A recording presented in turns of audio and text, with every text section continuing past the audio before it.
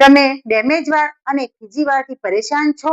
આ 7 day ચેલેન્જમાં day 5 માં ઘરે જ એક એવી હેર સ્પા ક્રીમ બનાવતા શીખી જેનો દેખાવ અને રિઝલ્ટ પણ માર્કેટ જેવું જ છે.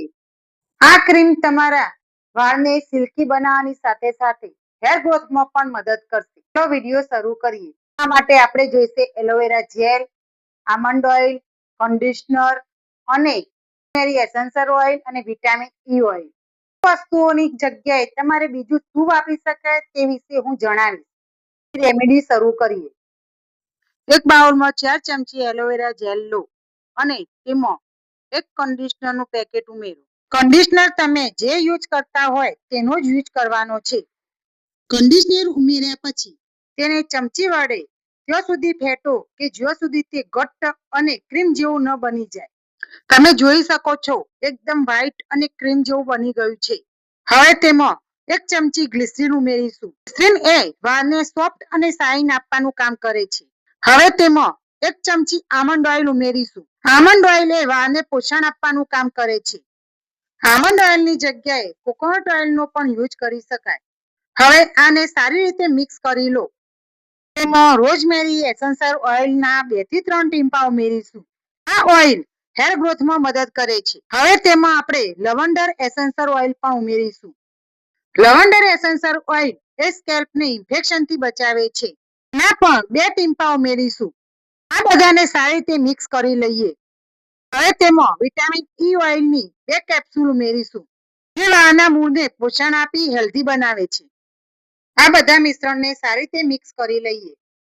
તમે જોઈ શકો છો એક ઘટ્ટ ક્રીમ જેવું આપણું ટેક્સચર તૈયાર થઈ ગયું છે.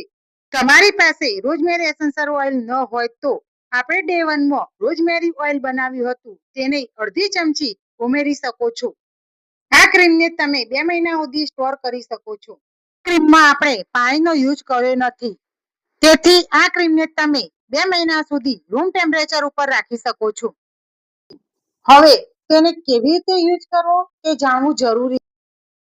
આ ક્રીમ લગાવ્યા પહેલા તમારા હેર વોશ કરેલા હોવા જરૂરી છે. હેર હંમેશા સામાન્ય ભીના હોય ત્યારે આ ક્રીમ લગાવવાની છે. લગાવતી વખતે સેક્શન પાડીને મૂળથી માંડીને તમારા વાળના એન્ડ સુધી તેને થોડા ભાગ લઈ તેને લગાવવાની છે. આખા સ્કેલ્પમાં લગાવી દેવાની છે. આખા સ્કેલ્પમાં લગાવી દીધા પછી હળવા સ્કેલ્પમાં જે રીતે ઓઇલ કરતા હોય તે રીતે હળવા હાથે મસાજ કરવાનો છે. આની લંબાઈને 2 અગળીઓ વચ્ચે લઈ વાળને મસાજ કરવાના છે, જેથી આ ક્રીમ વાળની અંદર ઊંડે સુધી ઉતરીને પોષણ આપે. મસાજ કરવાથી વાળ મજબૂત અને સ્ટ્રોંગ બને છે.